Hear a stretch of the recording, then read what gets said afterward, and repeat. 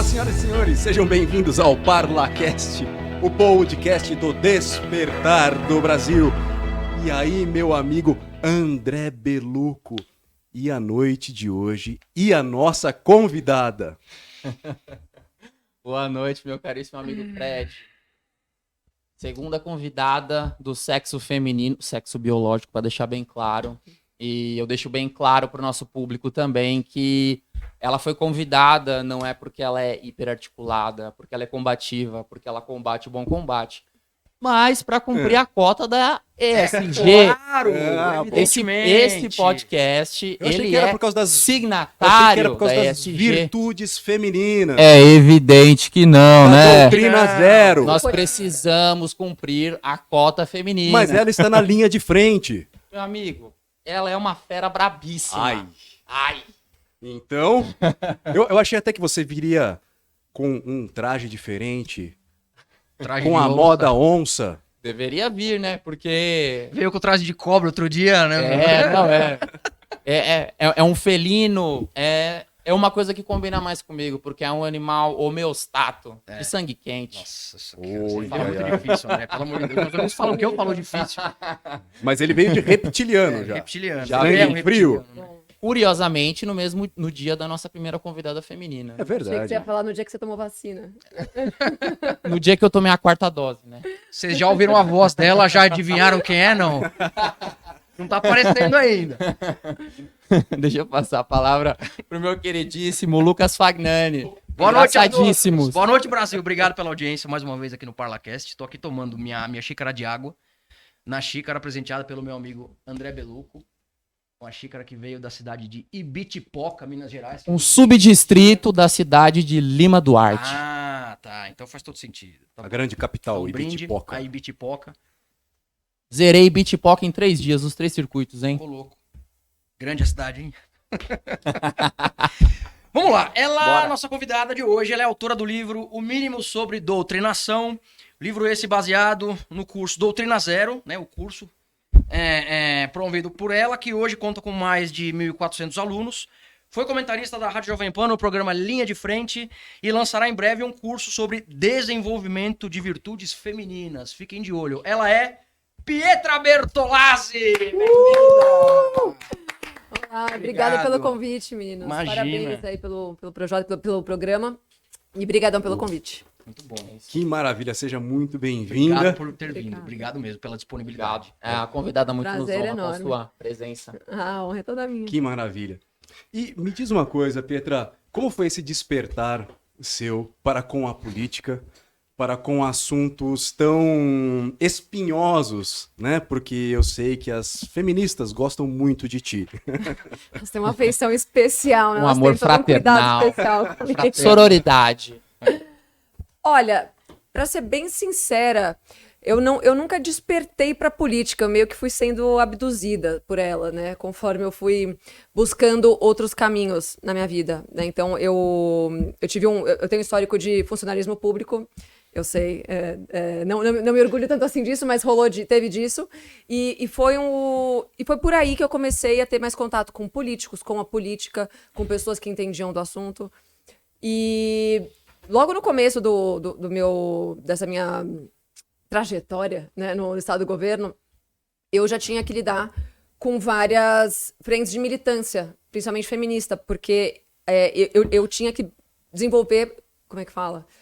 Eu tinha que desenvolver projetos que ajudariam mulheres em situação de vulnerabilidade no geral. Então, desde mulheres com câncer até mulheres que tinham sofrido abuso, mulheres de comunidade no geral, que estavam passando por necessidades ou que eram espancadas. Então, eu fazia projetos, né? Uma das minhas incumbências no governo era exatamente desenvolver esse tipo de projeto. Mulheres encarceradas, né? Egressas do sistema prisional também, que aí acabou sendo que meio o projeto que eu mais encabecei, né? Da metade em diante. Mas aí, quando você está nesse meio, né, você lida com essas pautas, você lida com vamos falar assim, com esse mercado, né, do setor público, você acaba lidando com muitos grupos de militância, né, porque o que mais tem é feminista militante de internet que adora ir lá, vez ou outra, pra falar que tá fazendo alguma coisa e no final elas não fazem nada, né? Quem faz mesmo não tem muito tempo pra ficar no Twitter e nem pintando o cabelo de azul e papagaiando, exatamente.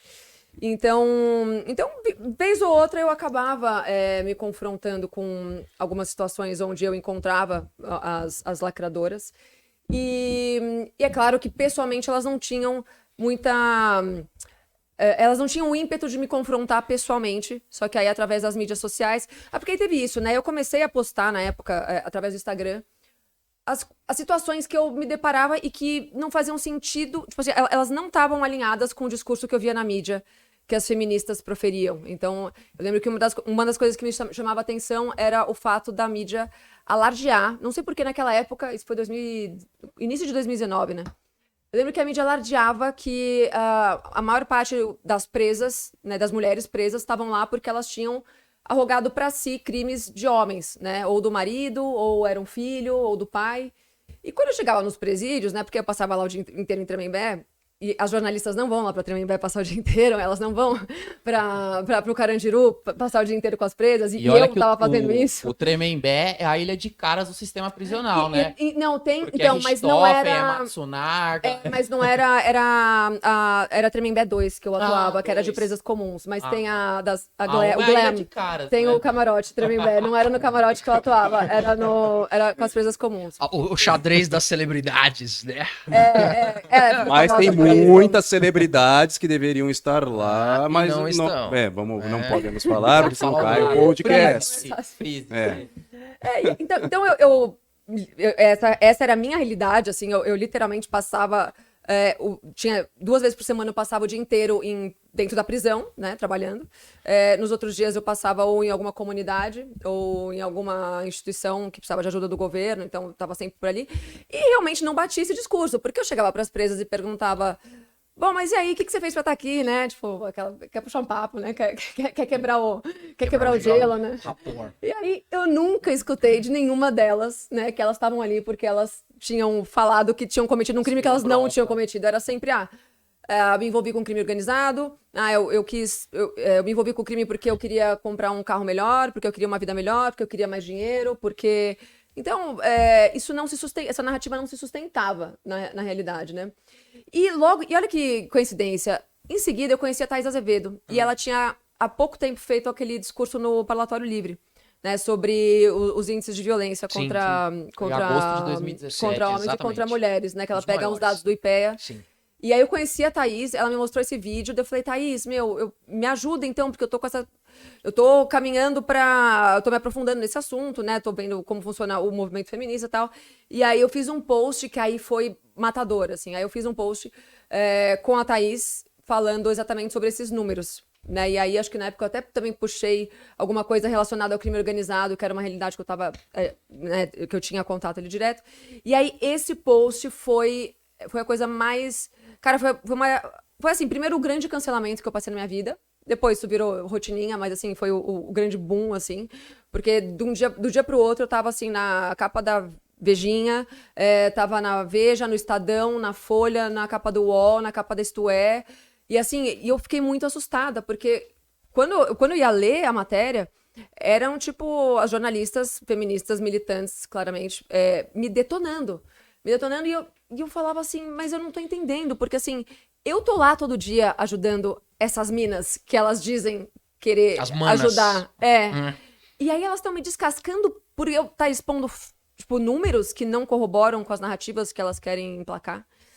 E aí, isso foi muito... Foi o primeiro contato, assim, que eu tive com a realidade da militância feminista mesmo, que me chocou. E aí, na época, eu lembro que a única pessoa que me defendeu foi o Flávio Gordon, que fez um artigo muito legal na época. Gordon. Não, e eu era tão alienada. Eu era só uma funcionária pública, tá? Assim, eu tinha um conhecimento eu vinha do terceiro setor, né, com o Felipe Sabará, daí o Felipe Sabará me levou pro governo. Mas o meu conhecimento era ali meio que da parte técnica. Eu não tinha esse entrosamento com o pessoal da militância, da política. Eu não sabia que era ninguém.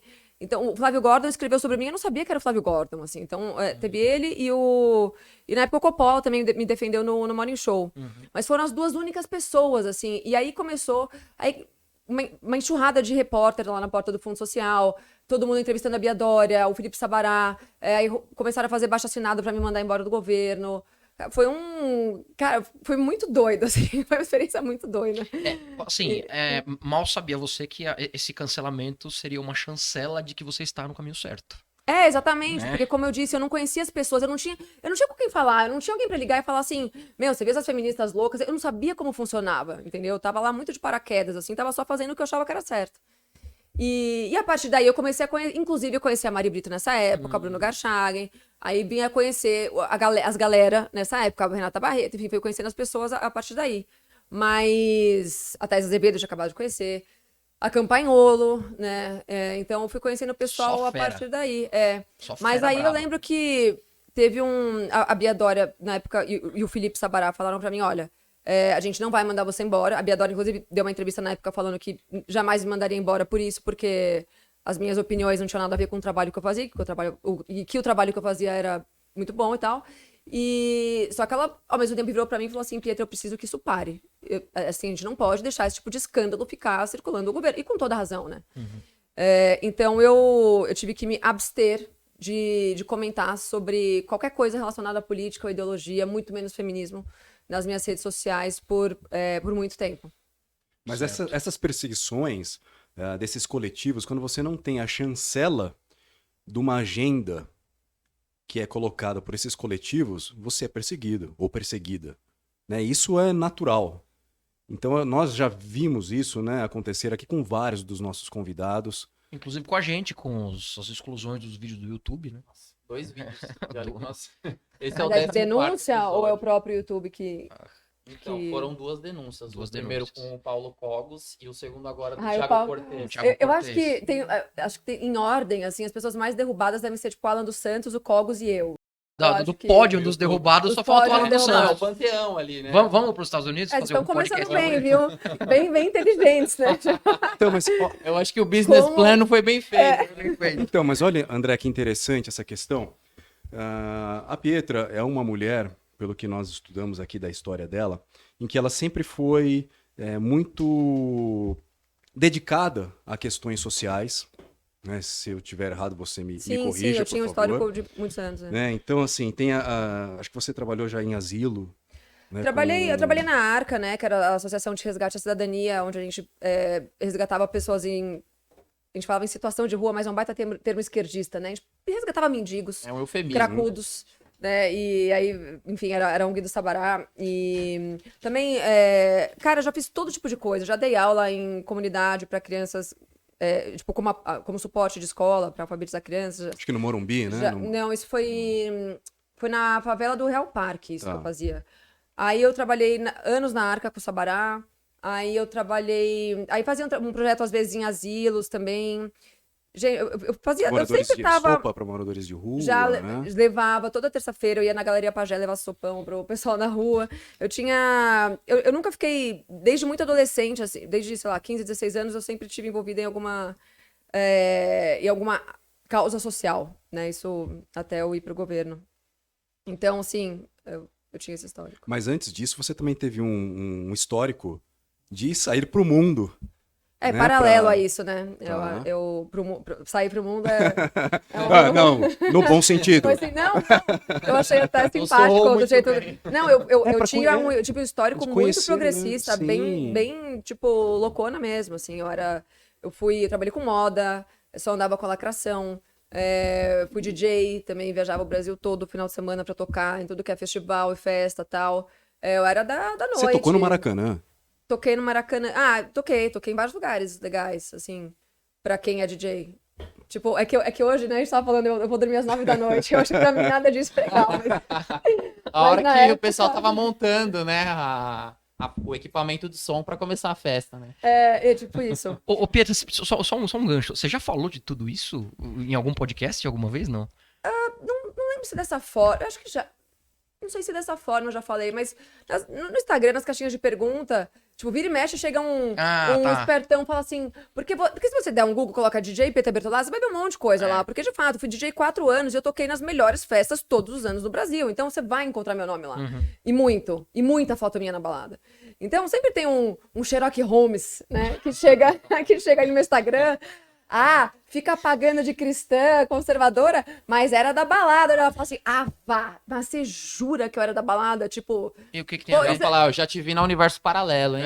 O que tem a ver? eu já estive lá, já. Mas eu acho que essa busca do conhecimento, ela não se limita. Não, mas Né? o ponto aqui não é... Nós não estamos falando de vida pessoal, nós estamos falando do despertar de uma mulher que já esteve de um lado e Acordou. ela percebeu a Exatamente. importância Mas do então, que mas- fazia e tudo que ela foi vivendo, à medida em que ela foi descobrindo a verdade, tudo Verdade. isso direcionou ela Tem para razão. cá. Mas Sim. eu acho que a Compreende? experiência que ela teve é importante.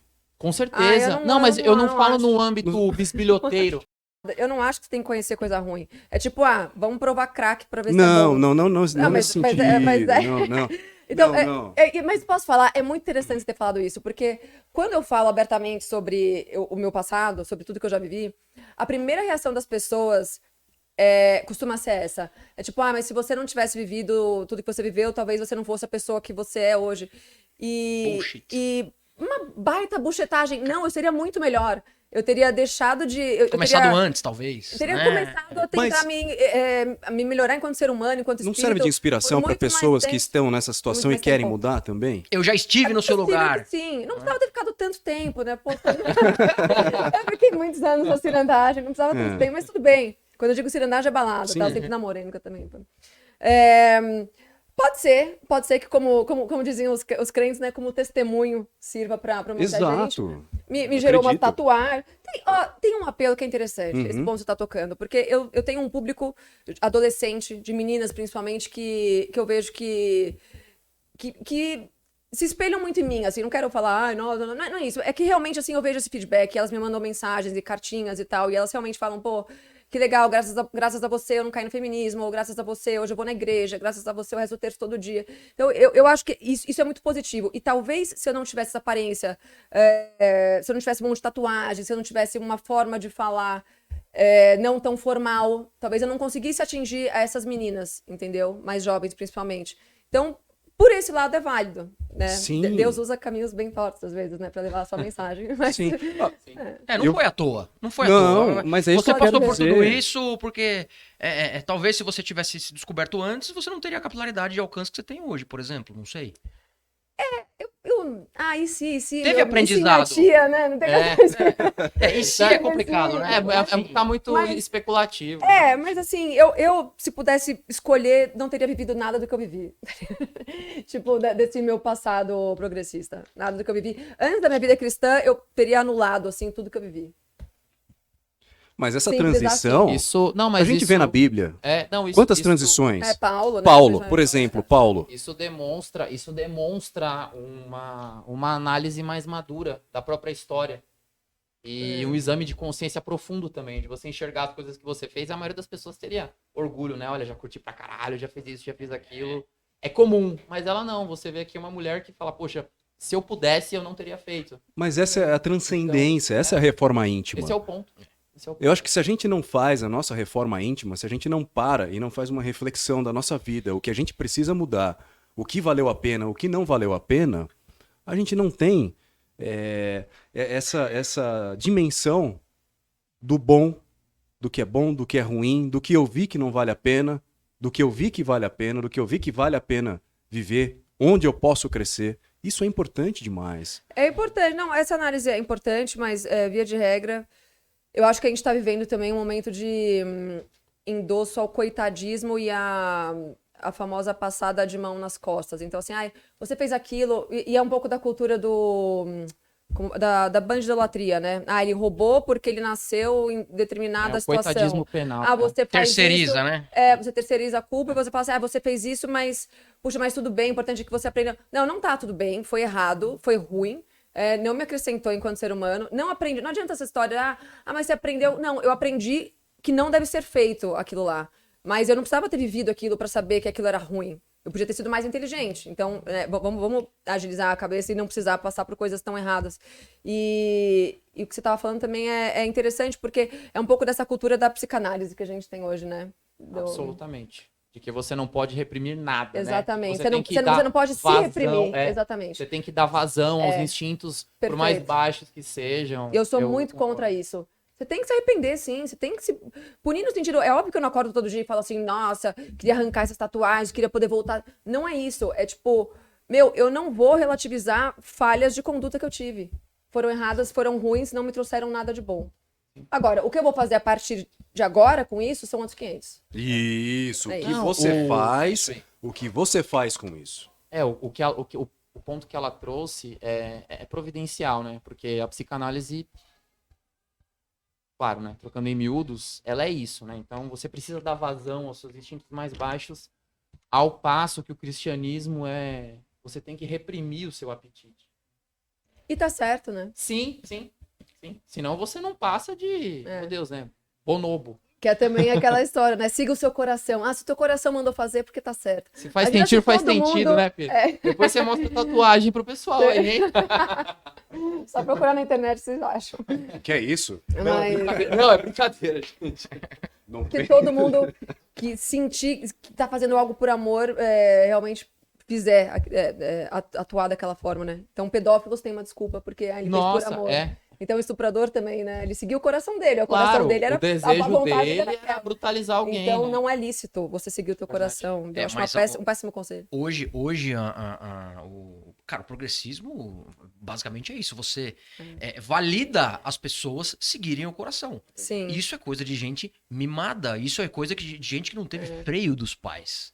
Né? E é por isso que, cara, essa geração tá aí. Pais com do jeito que tá. medo dos filhos, né? Pais com medo dos próprios filhos, exatamente. É verdade mesmo, até porque os grupos identitários, eles se identificam muito por um âmbito natural, né? Então, assim, a militância racialista, ela define as pessoas pela cor da pele, que é uma coisa que você não escolhe. Militância LGBT ou militância feminista, ela define você pelo seu desejo sexual ou opção sexual ou pelo que você tem entre as pernas, que, assim, são coisas que você não escolhe, né? Então, é a natureza mais baixa falando mesmo. É verdade. Exatamente. Nossa. Mas Ótimo. essa relativização de tudo é um dos tópicos da agenda. Evidentemente. Né? Porque você trabalha com a questão do belo, né? O pilar do belo, do justo, da moral, Que é belo, justo e moral, né? da verdade. Ou seja, uma coisa que eu bato em todo podcast, que é a destruição da percepção. Uhum. Quando você destrói a percepção do ser humano com os pilares fundamentais, você consegue manipular e ter um trabalho aí de programação comportamental, não é isso, Pietra? Sim. A relativização tem aqueles 3 pontos, né? Já desde os filósofos clássicos, depois trazidos pelo cristianismo, que são a beleza, a verdade e a bondade, né? São 3 coisas que seriam fins nelas mesmas. Por que algo é belo? Porque ele é. Se você tem que explicar por que algo é belo, é porque ele já não é belo. Se a beleza de alguma coisa depende do que você sente, você está incorrendo em relativismo moral, inclusive, né? E a mesma coisa você pode usar para verdade e para bondade. Por que algo é bom? Por que algo é bom? Não existe, isso é bom para mim ou para você. Não, ou um negócio é bom ou não é bom, né? Então, são questões que transcendem, né? São questões divinas, que a gente fala. E quando você tira isso das pessoas, quando você fala que uma obra de arte é bela, dependendo do sentimento ou do seu olhar, você abre brecha para você começar a relativizar tudo à sua volta, né? Inclusive a biologia, inclusive a cor das coisas, né? A cor do céu, a cor da grana, não tem aquela história, já a gente vai ter que falar. Exato. Verdade. E você também. E hoje, aliás, eu fiz um post sobre isso, sobre a tolerância, né? Que Chesterton falava que a tolerância é a virtude do homem sem convicção. Quando você abre brecha para a relativização dessas 3 coisas, você endossa e glamoriza a tolerância, né? A gente está em épocas onde todo mundo tem que ser tolerante e empático, né? Empatia, a geração a cultura da empatia. Com quem interessa, né? Porque ser tolerante com cristão, com quem é conservador, É isso mesmo. ou com Não, quem é contra isso uma aí, terapia porrada gênica neles. experimental, aí você é um pária, né? É Aí isso você aí. tem que ser... Enfim. É isso aí. Não, é isso. E aí a glamorização da tolerância a falhas de caráter. Sim. Né? Mas tem muitos pensadores franceses nisso, não? Tipo. A gente Michel Foucault. Pô, eu deveria vir sim. com uma Tem- cola rolê aqui. né? os- Um tributo pro também os Foucault. contratos sociais, né? Também todos esses movimentos que nasceram aí na França, né? A questão do iluminismo, a questão Sim, da... cientificismo. Tem uma tal de Simone aí que você gosta bastante. A querida. A querida Simone. Gente, essa aí, se estivesse viva, eu já tava com 7 processos, né? Já pode ser que aconteça, né?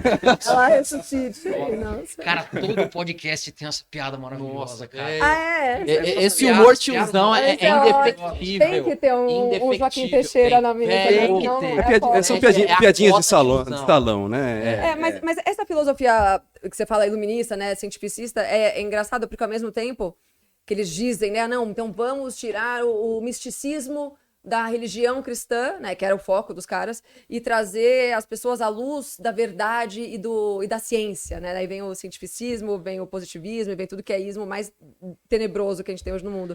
E eles fazem tudo menos ser científicos, né?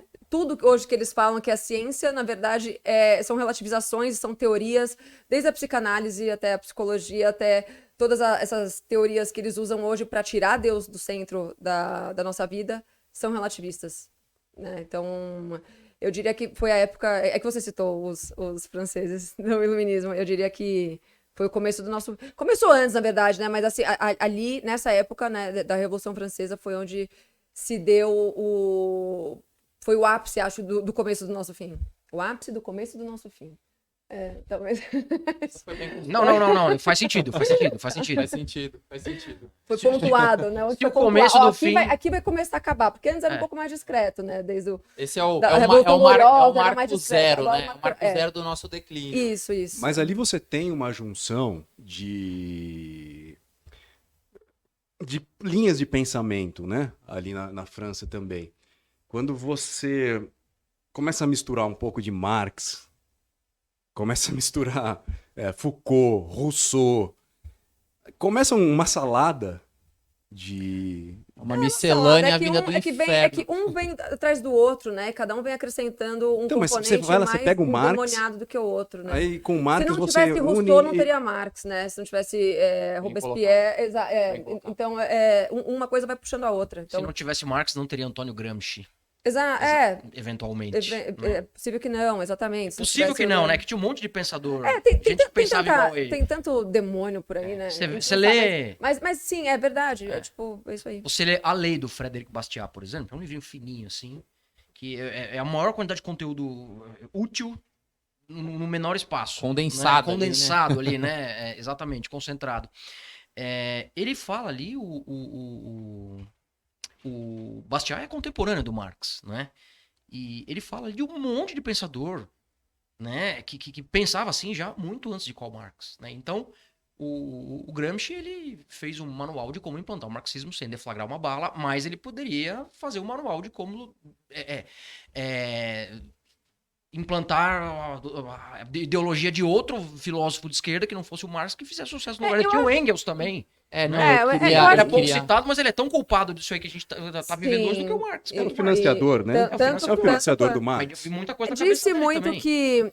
inclusive Marx tem uma história que ele ficou devendo uma grana pro Engels, aí eles brigaram uma época, né? Isso tem na biografia, né? Mas assim... Mas fala-se muito sobre o financiamento das grandes elites, né, inglesas, sobre o Marx. Tanto que Marx escreveu uma das obras dele, agora... Não sei se não foi um manifesto... Não tenho certeza se foi um manifesto comunista, mas uma das obras dele, ele escreveu dentro de uma biblioteca da família Rothschild em Manchester. Então, fala-se muito da família Rothschild, né? Que tinha esses socialistas fabianos, que é o que a gente chama, né? Por trás dele, financiando. O que não é... O que casa totalmente com o que a gente estava falando antes, porque existiram outros caras falando coisas muito semelhantes. E Marx era um zoado, ele não tinha um centavo pra nada, né? Teve filho dele que morreu por falta de ele não tinha dinheiro para comprar o remédio de nutrição e tal. Então, faz todo sentido que ele tenha sido usado como um peão desses caras de uma elite global da época, né? E logo em seguida que a gente estava falando, vocês falaram do Gramsci, mas ao mesmo tempo, quase que no paralelo rolou também uma movimentação da escola de Frankfurt, né? Então, assim, houve uma ramificação desse pensamento, houve uma conclusão por parte de vários pensadores da época no sentido de que, olha, através das forças militares, né, a gente não vai conseguir tomar o poder, não vai transformar o comunismo, não vai levar o comunismo para lugar nenhum. Então vamos se infiltrar na cultura, ou entrando na igreja. E acho que rolou ensino. Acho que rolou esse red pill assim por parte de Imprensa. várias pessoas na época ao mesmo tempo. Tem uma eu questão... quero puxar um ponto muito importante. O Lucas ele falou do Gramsci, né? E é o que você disse, você perpetrar a revolução sem disparar um único tiro. Exatamente. E uma das vertentes mais importantes, e isso dialoga totalmente com a Pietra, e eu quero que ela discorra a respeito, é o lance da doutrinação. Sim. De você aculturar a pessoa desde a base. A gente tá alinhado, né, André? Eu queria que ela falasse a esse respeito. Como é que você Sim. percebeu o lance da doutrinação? Eu não sei se você fala de doutrinação infantil especificamente, que é a mais perversa. Eu sei que ela gosta bastante do Paulo Freire também, né? Ela tem outra tatuagem também, tá? Eu tenho que escrever várias de um lado, a Frida Kahlo de outro, a Simone e as frases aqui no posterior de coxa, né? Só frase gratiluz. E gratiluz. André, não nos envergonhe no podcast aqui. André.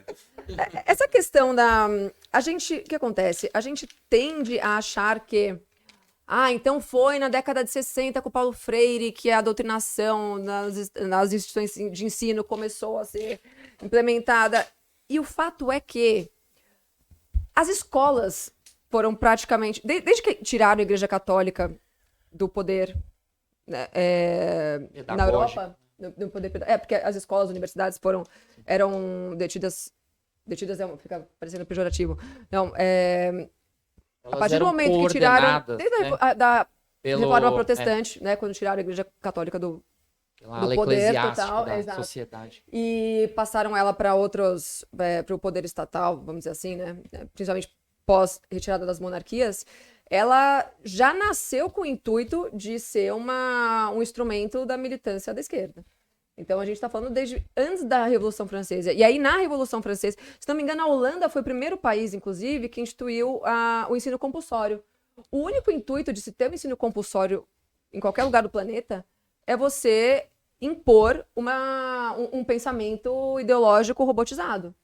Né? Então, e isso antes da Revolução Francesa. Na Revolução Francesa, isso toma mais capilaridade. Vai para a França, vai para outros países.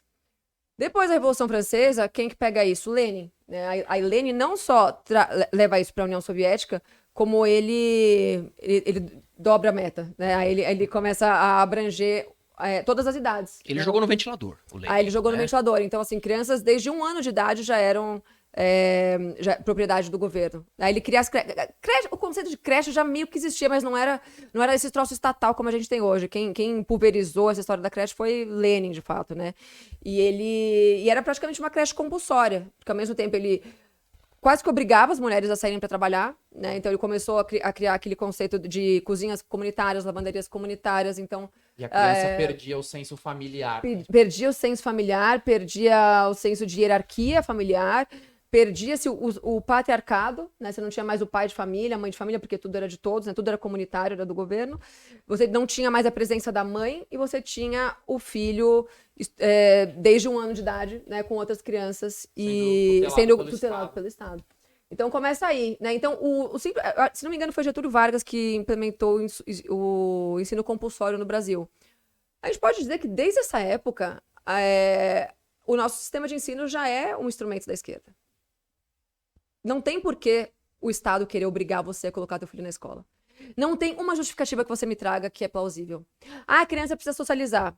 União Soviética. Isso aí é a teoria da União Soviética. Mas é porque o Estado vai... União Soviética. Tudo vem... Todas as premissas que a gente usa hoje para justificar o ensino compulsório vem da União Soviética. Isso precisa ficar bem claro para as pessoas. Então, não adianta a gente falar assim, porque agora... E aí tem outra coisa. As pessoas também têm mania de achar que doutrinação na escola é só um professor chegar com uma camiseta do Che Guevara e uma bandeira de arco-íris. Essa é a doutrinação que menos me preocupa. Porque isso aí tá escrachado. E aí, se você vê um professor fazendo um troço desse, você vai lá e tira teu filho, você denuncia, sei lá, você dá um jeito. O problema são as entrelinhas. São as entrelinhas. Né? A coisa que vai suave. O método Gramsci, basicamente. Nossa, não, ela falou uma coisa, devagar. O livro tem uma coisa muito interessante, assim. Até o ponto de você unificar o ensino pro país inteiro, é uma coisa de, assim... Coisa comunista. É escandaloso, porque, comunista. gente, Bolchevique. uma coisa que é bolchevismo, útil para quem tá aqui em São Paulo, no que diz respeito ao mercado de trabalho, Exato. não tem utilidade nenhuma pro ribeirinho do Perfeito. Pantanal. Aham. Exatamente. Não, é sério, é sério. E eu digo como alguém que já esteve lá, alguém que tem família. Então, isso de você unificar, isso eu acho que é o que... É, é o que mais chama- padronizar, né? Tudo que é padronizado, gente, é coisa comunista. É coisa comunista. Agora, tudo que é padronizado estatalmente, né? Falando.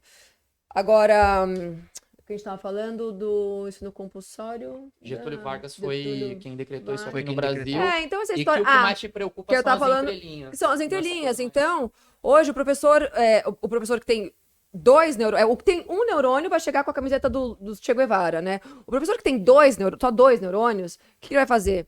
Ele vai chegar na sala de aula, ele vai começar a contar a história do Hitler, só que ele não vai citar o nome do Bolsonaro. O que ele faz? Ele vai começar a pegar todos os microlinks possíveis entre Hitler e Bolsonaro e tentar incutir essa associação inconscientemente nas pessoas. Então ele vai falar, porque Hitler defendia a pátria, a família e Deus, acima de qualquer coisa. Entendeu? Ele não falou do Bolsonaro, só que a criança vai sair da sala de aula falando, Aquele cara ela fala vai a mesma coisa. Exato. E ela vai se achar super red pilada, ela vai falar assim, nossa, caiu uma ficha aqui. Olha, se liga nisso aqui, meu irmão. Entendeu? Se liga nesse red pill que epifania. E a Então, questão não é só o faz- Bolsonaro, né? A questão em é você relação a colocar contra os seus pais. Ah, sim, isso é terrível. Né? Você vai colocar a criança, você vai deixar de forma palatável algumas coisas, ou tudo, né? Sempre é o amor, sempre é a coletividade em prol da humanidade, mas nas entrelinhas, como ela já estava explicando, você vai colocar a criança contra os pais. E aí o professor é o amigo Isso. e os pais são um entrave. Que é a demonização do patriarcado, né? Demonizar o patriarcado nada mais é do que demonizar, né? Segundo a ordem, primeiro a Deus, né? Isso também, isso é lá do iluminismo inglês ainda, né? Você começa demonizando, você tira, é a ordem, né? É Deus, o monarca, né? O chefe de Estado monarca, e o pai de família. Então, eles já conseguiram, através do Estado laico, tirar Deus das pessoas, e de outras formas também. Eles já conseguiram tirar o monarca, né? Não temos mais monarquias. E o último estágio agora é o pai de família. E eles estão conseguindo fazer isso. Né? E como é que eles tiram o pai de família? Demonizando o homem. Tirando E aí, desmasculinizando, enaltecendo a mulher, aí que entra o movimento feminista, né? Nossa, o feminismo é a coisa mais útil que tem para destruir o nosso último fio de sanidade, que ainda é valorizar um pai de família, né? Uma família. E ele vai numa camada ainda mais profunda, porque disse, né, que a base da sociedade é a família, mas antes da família tem a relação homem e mulher. Se você derrete isso, como o feminismo faz, a família nem se a família surge, pode nem ser tudo, se a surge. família pode ser uma mulher e um gato, né? Se a família pode ser 2 caras e uma samambaia. Ou se pode ser um cara de coque fumador de pendrive, né? Como alguém disse num programa aí.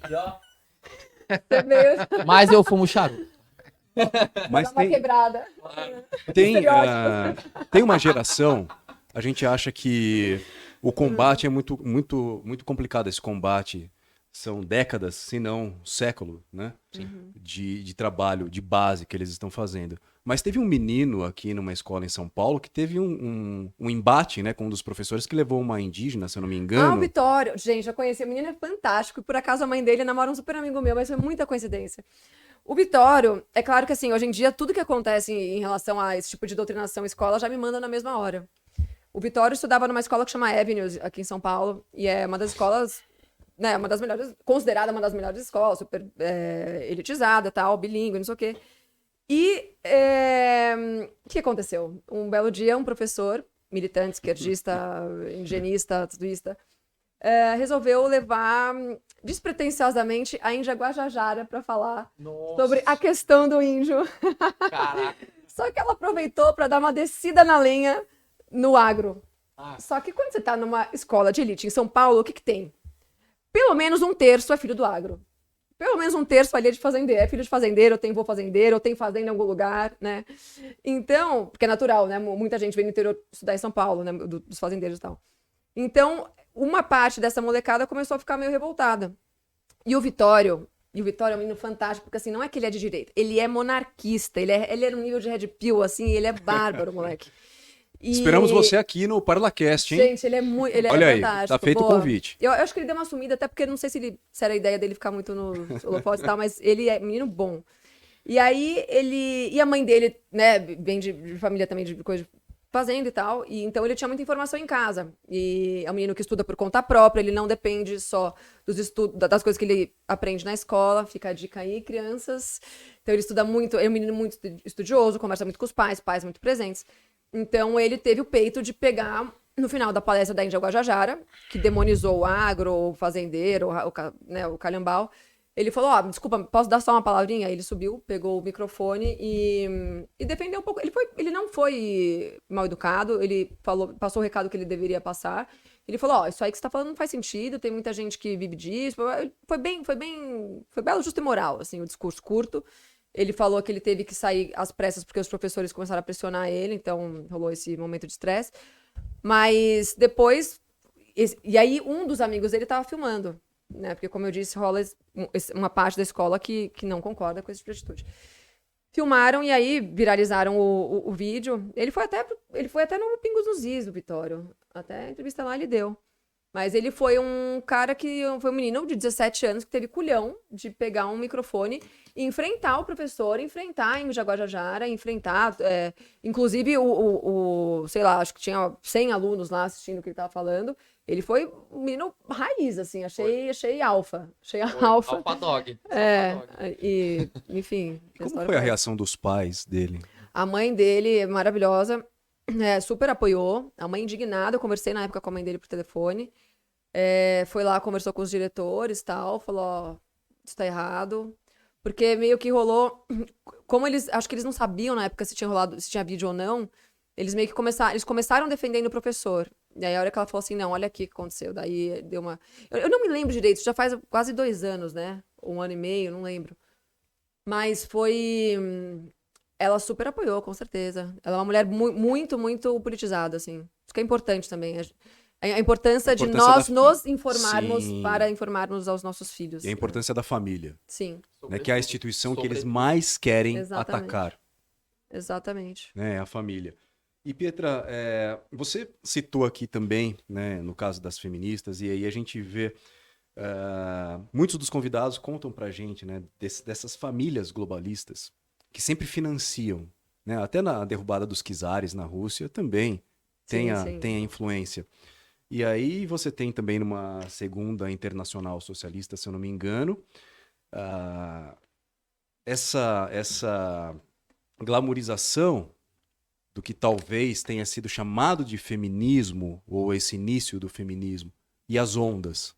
Então, como você consegue fazer todos esses paralelos, né, dessas famílias globalistas, esses bilionários, ele sempre quer por saber trás. como essas pessoas instrumentalizam o feminismo. as Não mulheres só por meio do movimento. não só como instrumentalizam, né, mas essa questão do financiamento, essa questão deles sempre abandonarem as empresas para trabalhar com uma parte, com o social, né, com sempre colocar aquela roupagem de bondade, né? Toda a roupagem de na isso. militância. E isso já vem, a gente vai lá Sim. na segunda internacional, a primeira internacional socialista, mais de um século. Sim, sim.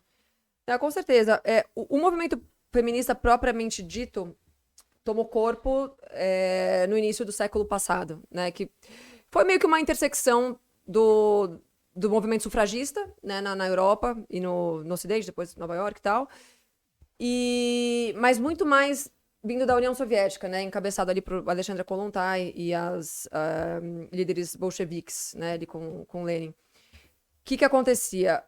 As líderes revolucionárias bolcheviques, por motivos óbvios, precisavam que as mulheres saíssem de casa porque elas precisavam destruir a família, né, elas precisavam que as crianças saíssem do seio materno para se tornar uma propriedade do Estado, né, de forma que elas pudessem ser doutrinadas desde cedo. Elas precisavam... que mais? Elas precisavam emascular os homens, né, ao mesmo tempo. Elas precisavam... porque os homens não se levantassem contra o que estava sendo imposto pelo governo. E tudo com essa história, de novo, né? Também, desde aquela época, existem posters, né? Você vai pesquisar, tem posters da União Soviética já com esse endosso, assim, mulheres, vocês são mais do que isso. Aí tem um desenho de uma dona de casa varrendo a cozinha, né? Você pode ser muito mais do que você também pode trabalhar fora. E aí é muito doido, né? Porque se a gente parar pra pensar, tipo, em que momento mulheres acharam que seria mais nobre, né, sair das suas casas, largar os seus filhos, né, delegar o cuidado dos seus filhos a terceiros, ao Estado, deixar o marido delas a Deus dará, né, deixar de cuidar da sua casa, do seu lar, para se tornar uma funcionária pública. Isso faz algum sentido para alguém? Porque, assim, eu acho muito doido as pessoas terem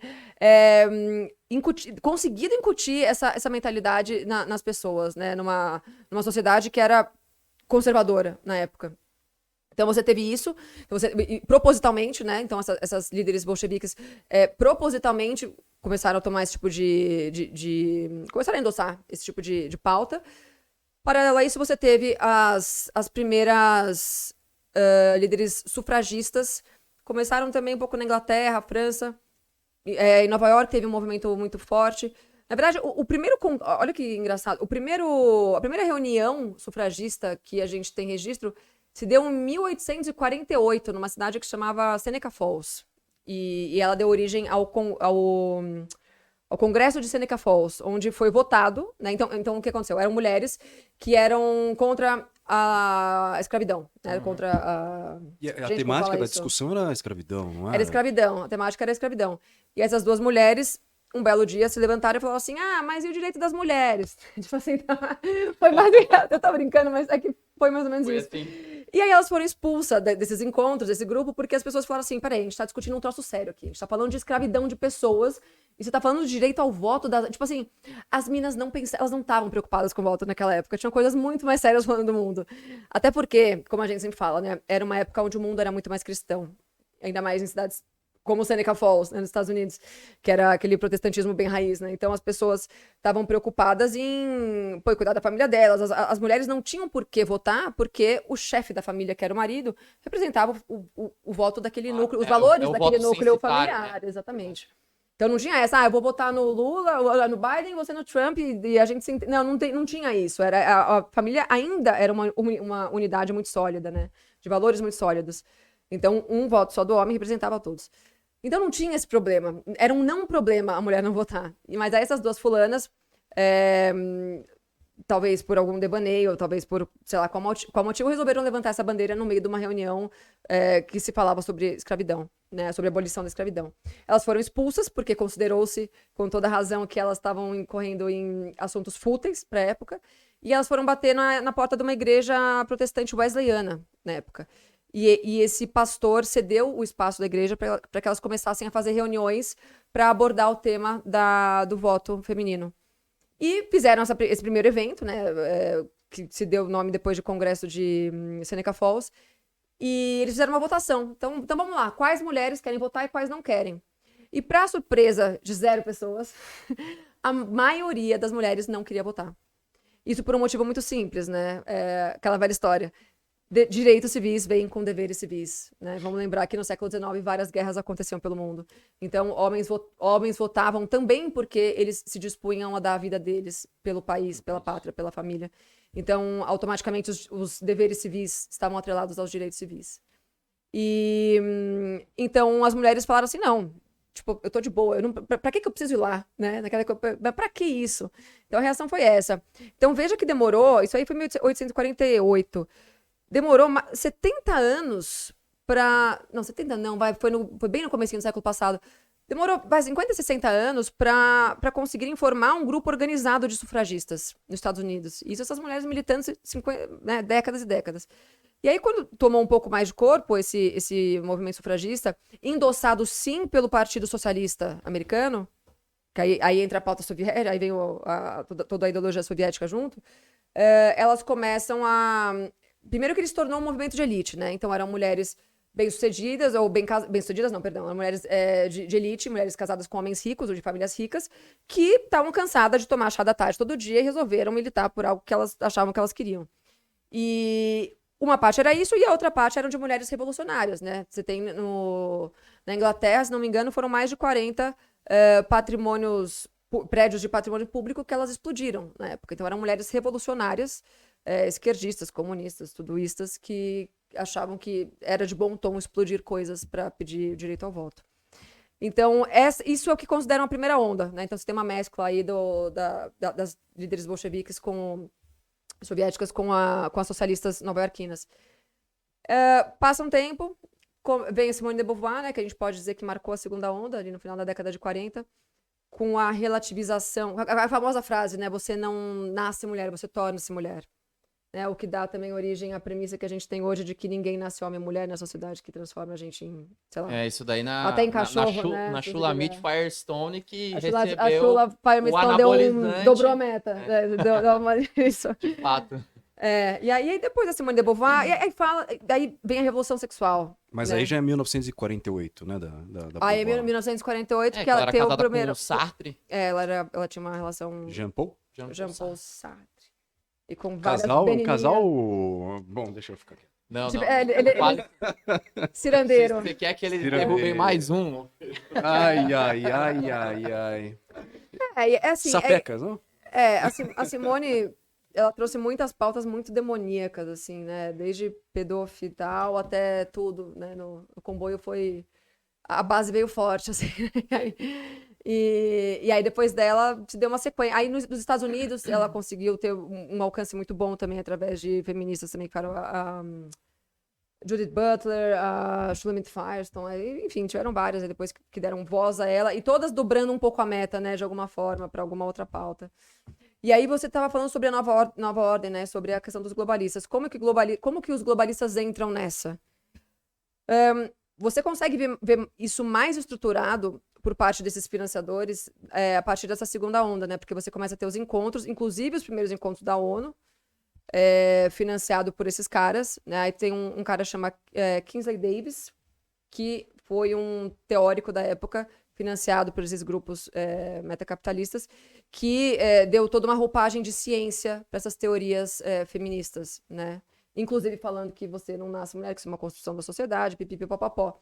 Enfim, aí isso dá vazão para uma série de experimentos. Davis é o Alfred Kinsey, aquele cara que fez sexólogo, que fez os estudos com população carcerária e pessoas que tinham problema, e ele disse que todas as pessoas, no fim das contas, são pervertidas. Isso, perfeito. Eu troquei o nome, é isso mesmo. É o Alfred Kinsey. Isso mesmo, Verdade. Esse cara.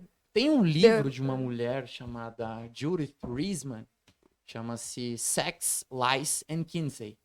Ela pegou todo o corpo amostral da pesquisa dele, depois de 20 ou 30 anos, e ela descobriu que... Porque o Kinsey, ele fez essas pesquisas, ele se dizia sexólogo, né? Então, ele fez algumas pesquisas relacionando o desejo de pais com filhos, dizendo que as donas de casa... Tipo, era uma Ele era um depravado, era uma coisa, tipo assim, 80% das mulheres nunca tinham tido orgasmo, porque elas nunca tinham se masturbado... 90% dos pais olhavam a filha e sentiam prazer, mas aí, quando essa mulher estudou os arquivos, ele descobriu que ele fez esses estudos com população carcerária, com pessoas que já tinham problemas nesse sentido, só que aí o estrago já estava feito. Tipo o John Money, que vem na sequência dele, né? O John Money foi o cara que fez o experimento com os gêmeos, né? Isso. Que eram... Que então, ele sofreu um acidente... a partir desse cara, do Kinsey, veio uma sequência de cientistas / médicos que começam a fazer experimentos também, né, nesse sentido, né, sexual da população. E aí vem esse fulano, né, que é o John Money, que fazia... Ele era... Como chama quem faz parto? Gente, eu que devia saber, porque sou mulher. Obstetra, obrigada. Olha, eu sou mãe e não lembro o nome desse. É o David Reimer, né? Reimer. O quê? O John Money... que foi o que fez... Caramba, como você sabe o nome, né? Eu falei que ele é a enciclopédia da ciência. Nunca o nome do obstetra que trabalhou com o John Money. Numa conversa que eu tive com o nosso amigo, o fundador do Parlatório Livre. Ele que me contou isso. Aí você falou, eu lembrei. Nossa, a memória é fantástica. Boa. O John Money estava acompanhando a gestação de uma mulher. Era uma família comum, mulher, homem. Precisa deixar claro hoje, né, que uma família comum é feita de um homem e uma mulher. Então, estava acompanhando a gestação dessa mulher. E aí ela estava grávida de gêmeos. Então nasceram esses dois meninos. E ele foi fazer a cirurgia da... Como chama? É a circuncisão que eles Circuncisão, fazem por motivos de higiene. Higiene, Isso. exato. Aí ele foi operar esses 2 meninos. E aí, rolou um ups, tipo, fiz besteira em um dos moleques. E aí ele virou pra mãe e falou assim, olha, foi mal, eu fiz besteira, mas eu consertei. E ele vai virar uma menina agora.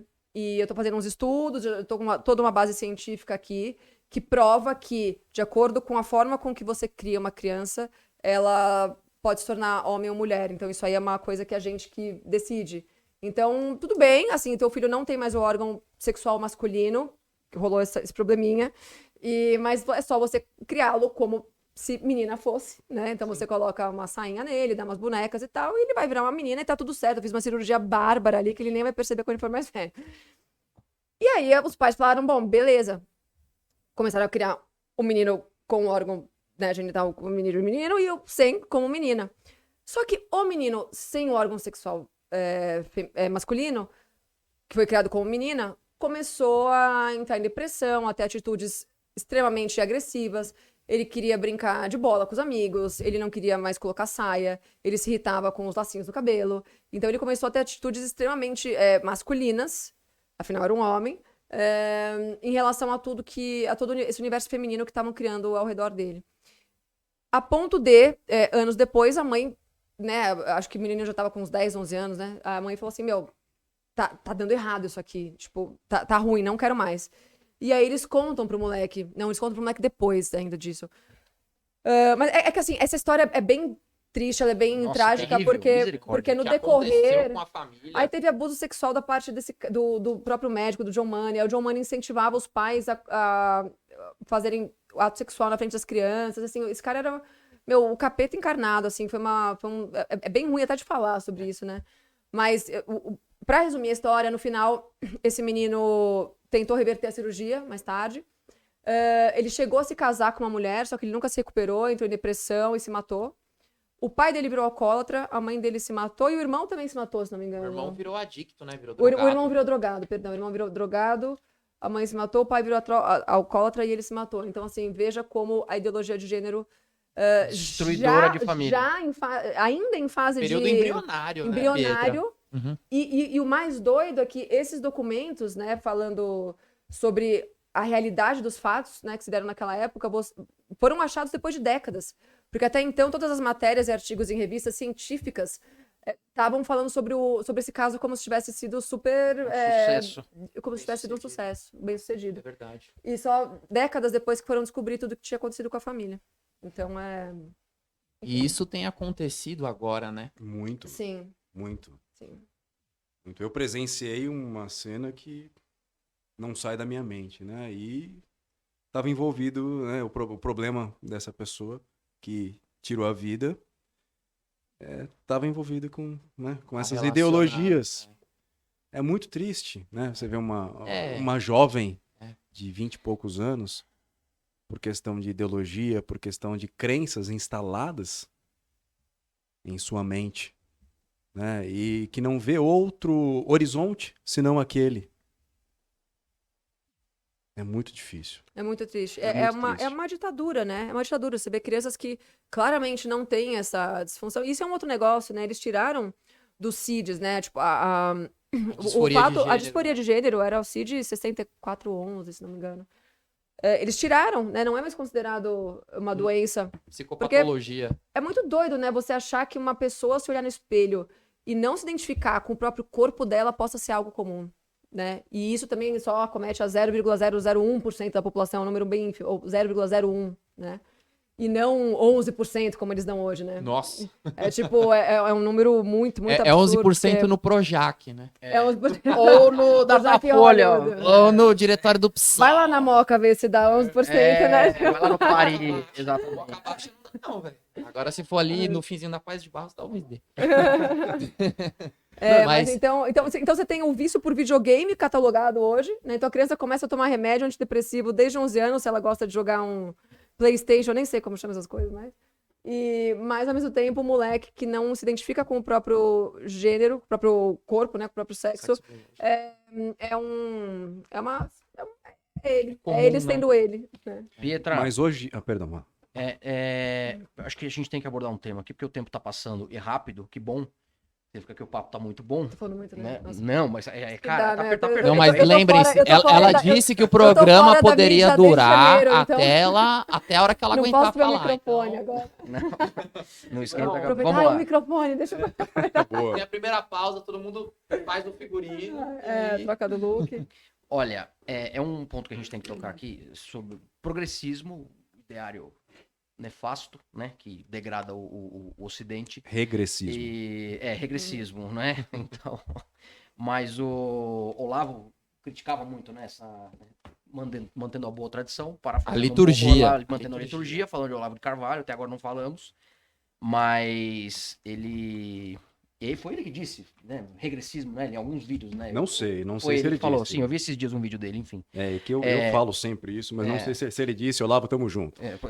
Certamente. Isso aqui é novo, né? Não, ainda não. É um choquito branco esse aí. Não. Esse eu Tipo nunca um tinha choquito visto. branco. À vontade. Obrigada. É, Bom, vamos lá. Vai. É um assunto que... Galak não tá aí, não. Não, mas eu gostei, eu O tô Galak feliz. tá aqui sim. Não, eu tô Aí? feliz com esse. já Galak é escolhi o os primeiro meus. que sai, entendeu? Vai ter que colocar umas tarjas aí, porque... Eu achei Momento que- chocolate. O momento do chocolate. Vamos lá. Vou falar sobre transgenerismo e homens invadindo o espaço das mulheres nos esportes. Né? Um tema livre. Meu irmão, essa é a conquista suprema do feminismo. Né? É Olha aquela só, história que a gente vê do progressismo, né? Que é uma cobra mordendo o próprio rabo. É isso aí. É que assim, esse tipo de questão, né? É muito engraçado. Às vezes me manda na caixinha de pergunta. Fale sobre, tipo, isso, né? Homens invadindo o espaço das mulheres no esporte. Aí você fala, são homens invadindo o espaço das mulheres no esporte. a resposta é Que ser a sua concurso própria de pergunta. beleza, velho. São homens concorrendo na beleza feminina. Pois é. Tipo, Então, mas tipo, o que você faz, né? verbalizar vocês, que o se sentimento faz? contrário, Fazer. ou você falar a verdade, Concordo. é crime. É crime. Você verbalizar um sentimento contrário, ou falar a verdade é crime hoje em Sim. dia. Ou seja, o nosso judiciário também está totalmente instrumentalizado. Completamente. Sim. Mas isso aí tá esfregado na nossa cara já. Gente, eu nunca me esqueço, quando eles começaram essa brincadeira lá nos Estados Unidos, tinha um cara, ele era caminhoneiro. E eu sou fissurado em MMA, né? Então isso reverberou. Legal. Ele era caminhoneiro. Ele fez a transição e Aquele ele que mudou o matou a nome menina. pra Fallon Fox. Não. A primeira luta dele, disputando o cinturão, ele quebrou o osso orbital da moça Eu com um vi, soco. eu vi isso aí.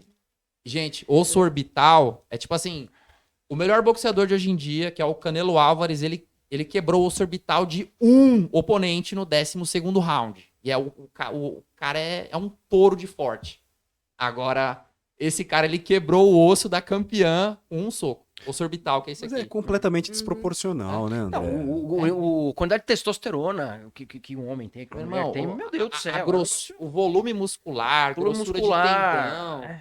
Mas já tem mulheres que estão se levantando e falando, eu não vou competir Eu não vou mais contra um homem. competir. Eu não vou mais competir. Você vê a cara das mulheres no segundo e terceiro lugar no pódio, elas estão puta da vida, cara.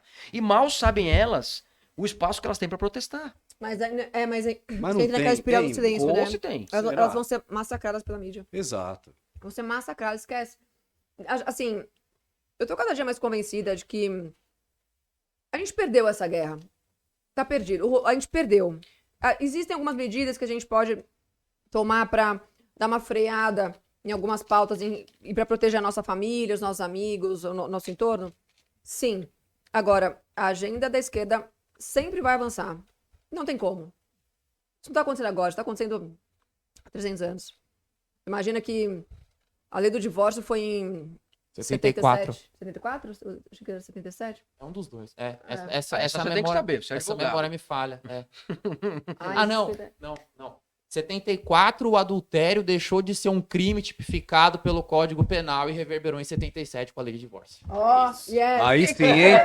Aí sim. Agora eu Ninguém Marquês, conta, fica por aqui, obrigado a todos. ninguém conta que ele tem um ponto eletrônico Ele na tem- orelha ele e o tem- Moa tá soprando tudo pra ele. Moa. Por isso que eu vim Por pra falar favor, rolê. Pode ser uma homenagem ao Michel Foucault. Ai. Mas é curioso a Pietra mencionar isso, e agora eu quero que ela fale mesmo. O aparato judicial, ele é, na minha visão, não sei se é porque eu sou da área, mas ele é o lugar onde eu mais vejo o feminismo chegando na nossa mesa. É porque vamos falar, já que a gente citou o esporte, eu acho que a gente poderia dizer que o esporte e o aparato judiciário são as formas mais concretas da gente enxergar o feminismo. Sim. O judiciário, por obviamente a gente ter, né, homens inocentes presos, né, ou prejudicados, ou impedidos de ver seus filhos, né, por mentiras femininas. Ou seja, foram usadas leis feministas para que esses homens fossem prejudicados. E no esporte, naquela forma que a gente já comentou antes.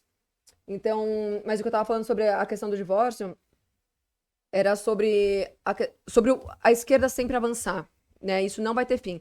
Sim. Na época que foi legalizado o divórcio, né, em 77, era uma pauta da esquerda, né? Legalizar.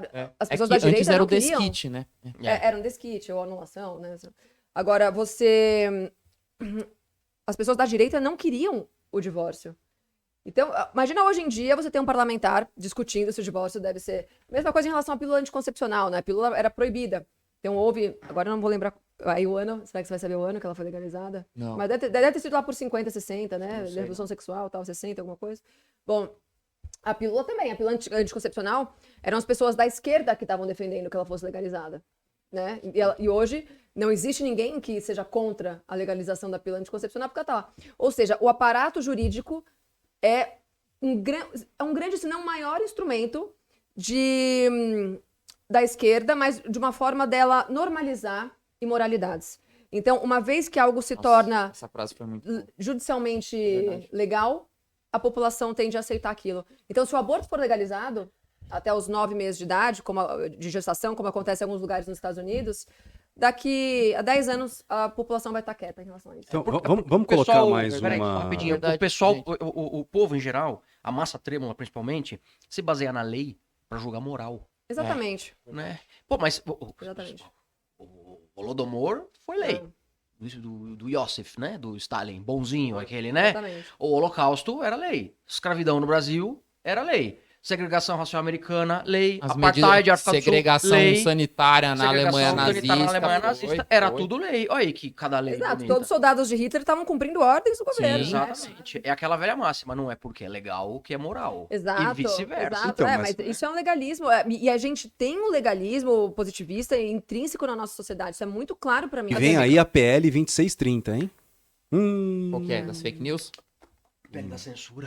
Não, ela Isso vai ser mencionou legal. isso, é verdade, porque o aparato judiciário hoje em dia, ele virou uma máquina de transferência de recursos, né? Eu li uma matéria na revista Oeste, tão bizarro. Eles fizeram um levantamento sobre ações de gordofobia e eles viram que desde o momento em que elas começaram, em 2017 até hoje, elas subiram 417%. É porque as pessoas estão se sentindo mais ofendidas porque são chamadas de Pera, gorda? desculpa, eu me perdi. O que subiu pra 417? O termo gordofobia, Ah, ele tá, foi foi mais encampado usado, pelo pessoal do direito como uma tese apta a você ofender a honra, ofender o senso da pessoa, de dignidade e etc. Então, a pessoa que se sente ofendida porque alguém a chamou de gorda, de fora do peso, de flácido ou qualquer coisa, se ela processar a pessoa que a chamou, ela tem grandes chances de ganhar um processo por dano moral. E o número de ações por gordofobia, o número de pessoas gordas que se sentiram ofendidas por palavras aumentou de 2017 ou 2018 até 2023 mais de 400%. É igual a criação de partido político, virou mercado. Mas aí tem a processo trabalhista, Isso que eu ia falar agora, a legislação Brasil, trabalhista. Cara, justiça A legisla- do trabalho. Meu Deus. É Se uma eu fosse um ditador, a indústria. primeira coisa que eu faria... Essa É uma a indústria. A indústria. Se eu fosse ditador, a primeira coisa que eu faria, acabar com a justiça do trabalho e acabar com o MEC. E com o código E proibir ambiental. ketchup na pizza. Mas, Acabar com o código mas aí- ambiental. E cream O código cheese no sushi. Proibir também. Nossa, vai. Pietra. Peraí, a gente falou mal de não, gordofobia, a gente falou mal de feminino, a gente falou agora o cream cheese no sushi. Você tá vendo como eu sempre consigo alcançar uma minoria que se ofende comigo? Eu sempre Não. dou um jeito. Eu não estou ofendido. Eu quero saber se um temaki de salmão grelhado, cream cheese Philadelphia e É cebolinha que assim, não... o temaki de salmão já é errado, né? Salmão já não deveria ser usado, muito menos grelhado. Quer dizer, é um outro troço. Não é comida japonesa isso aí, tá? Não é. Independentemente, é bom. Então bota Eu lá não um, me ligo... um Mac temaki. etnia. Mac temaki Mac salmon. temaki. Beleza. Ô, André, mas o irmão dela é chefe de cozinha, não é isso? Le Carlos, cordon bleu. Não, mas meu pai mandava muito bem na cozinha, melhor que o meu irmão. Tá aqui pra ainda. mim. Ai, Tá, obrigada. tô juntando todas as embalagens. Eu já comi duas. Te invejo Meu, por ter é comido muito só uma bom. até agora. Eu Não, vou comer é o que terceiro. eu tô e tímida, vou foda-se. começar agora. Tá, então vamos lá. Eu achei que ela fosse falar do ketchup na pizza, mas... Mas é que isso é que assim, isso Esse é um pecado eu nem capital, né? assim, eu não sei onde tá uma pessoa que defende o ketchup na pizza. Eu Cara, não sei vocês onde têm elas uma vivem, lista? eu não Se Vai eu no fosse um Rio pra ditador, você. eu tenho uma lista. Se eu fosse um ditador, tudo que eu ia proibir. Ah. Tudo que eu ia proibir, tá? E tem umas coisas que é pena de morte. Não pode falar esse É. termo? Depois a gente corta, né? Pode. É, Eu vamos falo, ficar aqui causa- cortar. O que mais? Pena de morte, 40 anos de cadeia, regime fechado, trabalho Vou forçado. ter que Mas cortar eu quero muita saber coisa que mais aqui no você podcast. Peraí, vamos lá. criminalizaria. Se eu fosse um ditador, palhaço de farol, Bom, sabe? O que tá no farol e o cara chega. Zona Poderia- azul, zona Calma, azul. Não, nada dessas Pelo coisas. amor de Deus. Nada dessas coisas aí institucionais. Vendedor de passeio de hotel. Você sai do café da manhã do hotel, vê o cara, vendedor de passeio de hotel. Ia proibir também. Glitter. Ia proibir o glitter. Claro que ia Glitter. proibir o glitter, cara. Ia Ele dar vai cadeia, acabar Glitter. com a parada Assobio em bar. orgulho gay numa canetada. Assobio em bar, 40 anos. francesinha na unha do pé. Nossa, cara, eu já Cadeia. vou incluir. Caipirinha, sabe? Falar mais top. Proibido. Proibido. Pôr na Globo em local público, o cara, todo bar que você chega, todo lugar Rapaz, que você chega, isso tá tem na que ser porra. proibido. A Globo devia ser Tem que proibida. ser obrigatório o canal Combate. É, mas eu não vou ser tão ditador assim, porque eu sou não, em eu prol da vou. liberdade de expressão. Não, já que é pra brincar. Vamos sonhar? É. Cadeia. Cadeia. Maravilhoso mundo do Parlacast, gente. Esse aqui é muito bom. Vamos lá. Cadeia pra quem põe aquela casquinha de laranja de acompanhamento no café. Qual? Casquinha de laranja de acompanhamento no café. Cara, põe um biscoitinho, um chocolatinho, uma casquinha de laranja é uma bosta aquilo, cara. Não tem que ter. É, verdade. Que mais? Mas tem velhinho que Ó, gosta. Cadeia pra quem põe alface na porção. Você pede uma porção, vem um alface embaixo, cara. Cadeia também. Fica Cadeia. mole, é. Enfeite no sashimi, bota pepino no sashimi em cima, fica com gosto. Eu odeio pepino. E aí, Então, Pietra, você instituiu o fim do Fio de azeite. do temaki de salmão? Fio de azeite. Eu ia Fio de escolher azeite? o fim do salmão em restaurantes que se intitulam japoneses. Ah, mas tem, Restaurante japonês não entra salmão. mas tem restaurante japonês peruano. Então, mas aí é a mistura do Brasil com o Egito. Quer dizer, com o Japão. A mistura do Brasil com o Japão. Aí não, aí já é o Brasil, né? O Brasil. Só a última aqui, ó. Passar silicone no painel do carro. Sabe que você manda lavar Como é o que carro? é? Passar silicone no painel do carro. Você manda o carro pra lavar, de repente, seu painel tá tudo brilhante. O cara pega o silicone e passa no painel do carro. Pensei que tinha explodido o silicone de Não, mulher. eu tinha um carro. Meu Silicone 2 carros mal feito atrás. devia dar a cadeia também. Não, pelo amor de Deus, mas isso aí até dá, né? Se processar direitinho, agora, né? Mas, cara, cadeia. Pena de morte por inanição. Isso, pena de morte por inanição. onde Holodomo, Holodomo. Fomos do palhaço de rua pra inanição. Porque, cara, depois você fica com Olha onde de vender foi parar o carro, você nunca tira Parlacast. aquela gordura do painel. Tem uma raiva disso, enfim. Vamos voltar pro Cerner, gente. Meu Deus do Não, céu. eu não. Que bom que isso Eu vou abrir rima, uma né? caixinha de pergunta hoje com isso. Baita Se ideia. você for um ditador, o que você faria? Maravilhoso, muito bom. Nossa, vai sair cada pérola, hein? Nossa, cada vai. pérola. E se Olha, é você boa, fosse um hein? ditador? E se você fosse... Ó, vamos iniciar um quadro. E se você fosse um ditador, hein? Não, eu tinha um que eu fazia que dava muito bom, que era assim, sou conservador, mas... Aí as pessoas mandavam assim, mas pega uma mulher com meu marido. Não, era cada que eu falava assim, meu... Eu falava, o que tá acontecendo com o mundo? Não, me leva... Eu acho que a maioria deve ter sido, eu sou conservador, mas... Deixa eu ver. Ah, não sou. Da minha resposta geralmente era, não, você não é um conservador. Você não pode ser um conservador se É você claro que não. incorre em tais... Bom, mas vamos voltar Onde aqui estávamos? aos temas. André, o que eu queria saber também, e perguntar para a Pietra aqui, a questão, junto com a instrumentalização do judiciário, a questão das ONGs. que elas sempre andam juntas, Nossa. Sim. isso é uma boa né? Você vê a Planet Parenthood. E a maioria com o dinheiro do bolso do pagador de impostos, né? Então, mas independente do dinheiro do pagador de O dinheiro impostos. mesmo vem. Então, É que isso vai, que eu ia vai falar. cair o canal, vai desculpa. cair, É, vai então. cair. Eu tô dizendo Brasil. Então, mas a gente Estados sabe, Unidos a não, gente é sabe de coisa onde privada. vem, a gente sabe. Não, mas Então. não é tão privado. É terrível. Tem coisa, né? Óbvio, Ó, né, você vai gente? editar o vídeo, você bota o negócio lá. Primeira coisa. Anthony Fauci. Planned Parenthood foi idealizada e implementada por uma mulher feminista chamada Margaret Sanger. Margaret Sanger era uma eugenista autodeclarada e ela criou... Primeiro que ela... eu não sei se ela não sei se ela criou ou se ela fazia parte do movimento que começou a instituir a ideia de planejamento familiar, obviamente, daí o nome da instituição. O que é o planejamento familiar? É você planejar não ter filhos caso eles não estejam de acordo com o que você considera superior. Então, o que ela fez? Ela fez um mapeamento sobre as áreas onde tinham mais negros nos Estados Unidos e implementou clínicas de aborto da Planned Parenthood nos bairros onde tinham mais negros. Então, a ideia não era abortar crianças para o planejamento familiar ou para proteger a mulher. Era para diminuir o número de negros. Era racista. Então, começou assim. Ao extremo. Era a definição. Isso é a definição de racismo. É a premissa do Hitler, né? Exatamente. Da raça superior. E, então começa assim, né? E aí hoje ela virou um mercado de fetos. Ela vende tecidos, inclusive disso para empresas de cosméticos, né? Tem um grande escândalo envolvendo grandes empresas de cosméticos. Bem grandes, bem famosas. Bem famosas. A movimentação econômica que isso gera torna difícil o próprio combate. E a eliminação consequente, né? É foda. Isso saiu naquele do James O'Keefe, né? Project Veritas. A Veritas é Conheço. fantástico.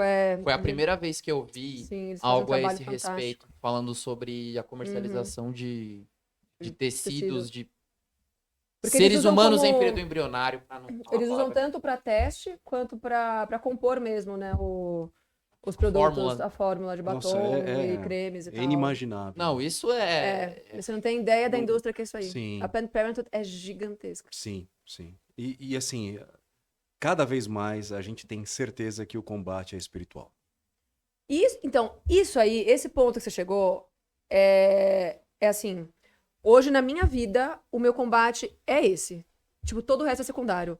A política, além de eu estar por aqui, não é através da política que a gente vai melhorar o mundo. Claro que não. Não é através das pautas conservadoras, não, é através de Jesus Cristo, cara. Eu tô assim, Jesus nessa Cristo. vibe. Concordo. Exatamente, concordo exatamente. concordando. 1.000.000% com Chancelada pelo Perfeito. Parlatório Livre, pelo Ai, Parlacast. boa. Exatamente. Yeah. Chancelada. Veio uma dente. Isso, bicho. Eu acho que nós estamos numa fase do mundo em que eles estão sentindo que talvez não tenha uma segunda ou uma terceira chance, que a gente está numa transição. Eu acredito nisso. E acredito que Jesus Cristo está olhando por nós e que ele está olhando pelo nosso combate. Nós estamos aqui combatendo o bom combate. E Sim. independente do que eles achem que estão ganhando aqui no material, eles não sabem o prejuízo que eles estão tendo em nível espiritual.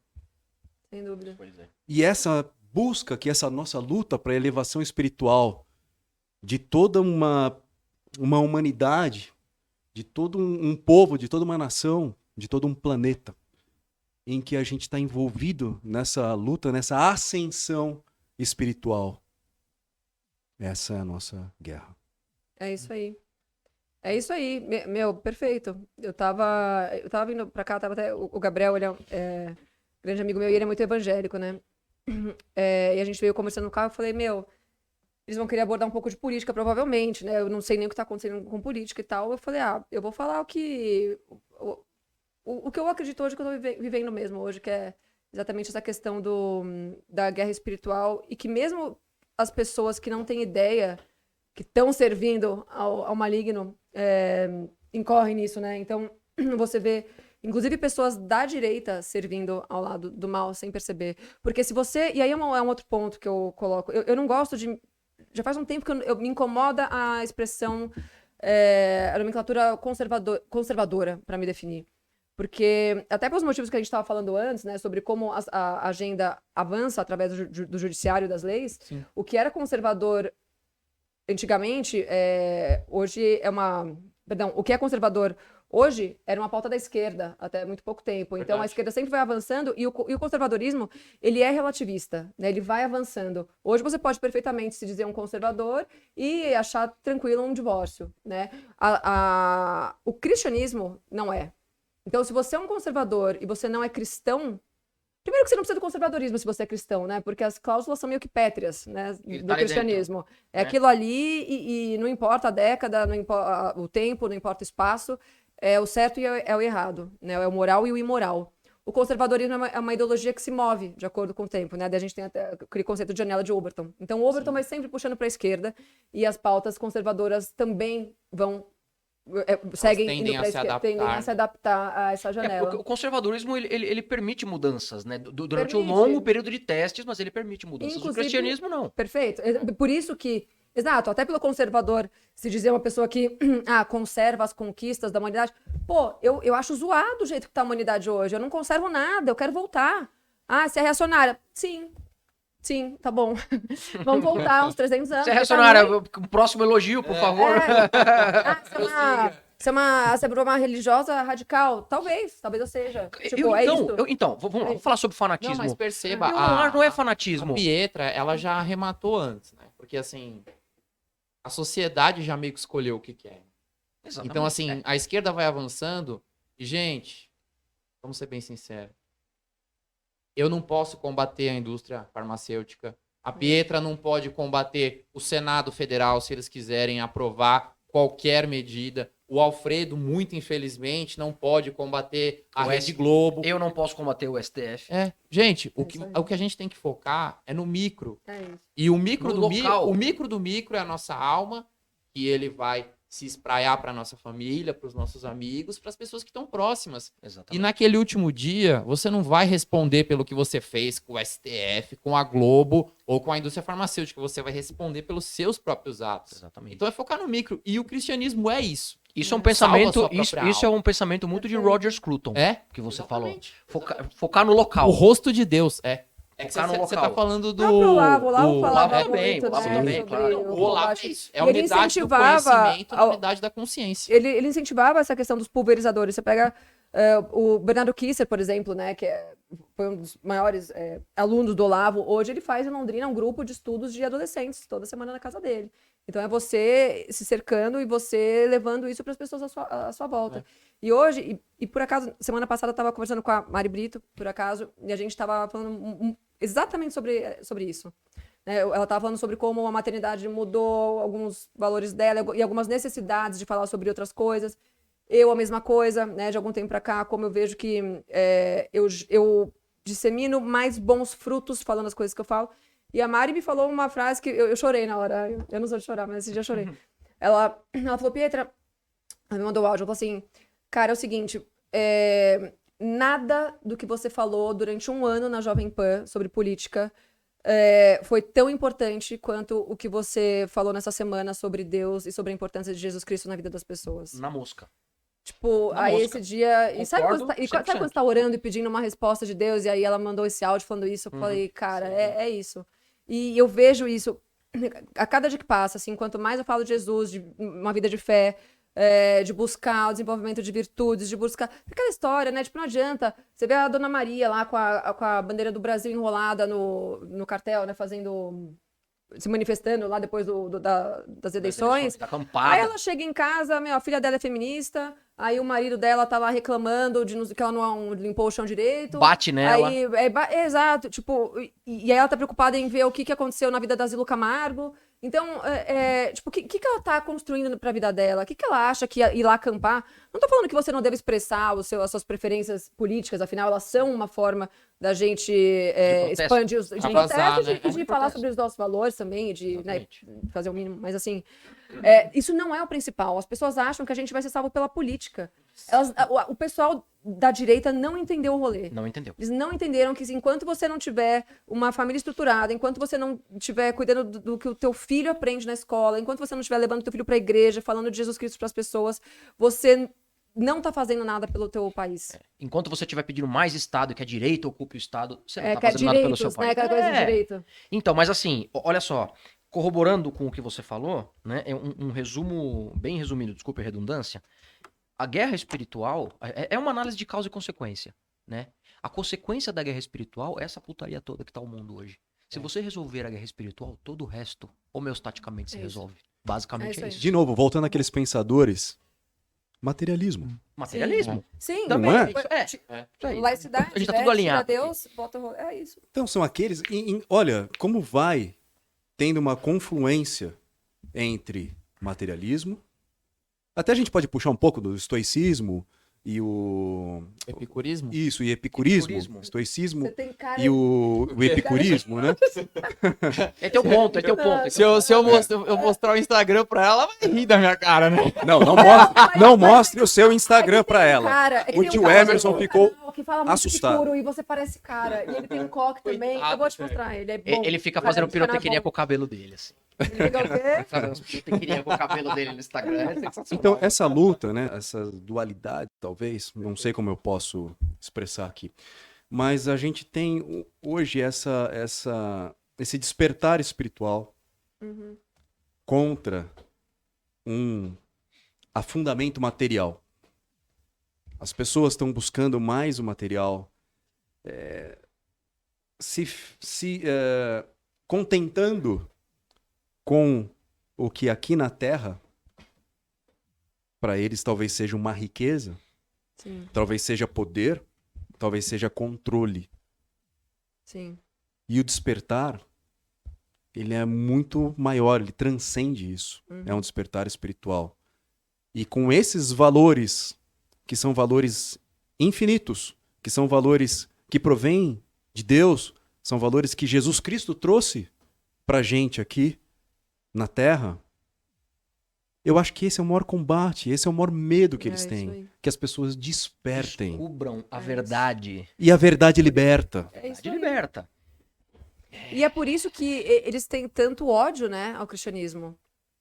Você vê ódio da esquerda contra pessoas cristãs. Você vê agora eles estão querendo proibir versículos bíblicos, né, de serem publicados. Não sei se vocês viram isso. Se não me engano, até das cartas de Paulo, né, onde fala sobre a questão da homossexualidade e tal. Mas assim, então você vê que esse ódio só existe contra o cristianismo, porque Cristo é o... eu acho que é a última resistência, né? É o último... É o que... Acho que é daquela ordem que a gente falou antes, né? Mas acho que hoje Cristo e a família são o que seguram a nossa São o que sociedade. seguram. Sem isso, Ainda esquece. seguram. Ainda seguram. Ainda seguram, mas tá 2000 anos segurando, né? Vamos Eu desde acho, o eu acho que comecinho. não vai deixar de segurar, não. Desde o comecinho, Ele tá conosco sempre vai sempre. existir essa perseguição, não é de agora. Por acaso, hoje eu tava lendo a história de mulheres de mulheres mártires dos 3 primeiros séculos de Cristo. Interessante isso. E é muito doido você ver a quantidade de mulheres, muitos homens, centenas de homens, né, que foram mártires, né, que deram a vida por Cristo. Mas a quantidade de mulheres também, eu nunca tinha visto o nome dessas mulheres, e hoje eu tava, por acaso, lendo sobre isso. E isso também vai de encontro com um papo que eu tive outro dia com o Silvio Grimaldo e o Kister, né? E eles disseram um negócio muito interessante. Eles falaram que essa história de defender valores cristãos, isso aí é balela de liberalzinho de ocasião. Porque ninguém morreu por uma ideologia, ninguém morreu por valores. As pessoas morreram por uma pessoa, que era Cristo. Isso você não encontra mais. Ninguém morre pelo movimento feminista, ninguém morre por um político, ninguém morre por... Você entende? As pessoas morreram por uma pessoa que era a única verdade, que era Jesus Cristo. Então essa história, eu sou meio agnóstico, mas eu defendo os valores cristãos. Balela, buchetagem, você não sabe o que você tá falando. Que você tá falando isso porque quer uma chancela de alguém, de algum grupo que é cristão. Exatamente. Validação, Porque é né? validação, que é chancela. É. Exatamente. E é o que nós conversamos no programa do Douglas, né? A direita, né? O Douglas Lato Garcia. sensu. Douglas Garcia, certo. Tem a mania de acenar pra qualquer um que diga qualquer coisa que conversa com as pautas, né? Então o cara E são abrangentes as pautas também, né? Quem da consciência não defende a família? Tudo bem, tem o esquerdista, pô, mas aí é muito longe de mim. Eu não sei onde mora esquerdista, eu não sei onde tem esquerdista hoje em dia na minha vida, sinceramente. Minha bolha é muito bolha. Então, quem Vila defende Madalena e Deus, adjacências. família, né? Então, entendeu? Eu nem lembro onde é. Mas assim. Mas você vive numa bolha bitolada. Sim, vivo numa bolha, sou bitolada. Mas. O que a gente tava falando? A respeito da direito a acenar para qualquer um que Sim, venha sim.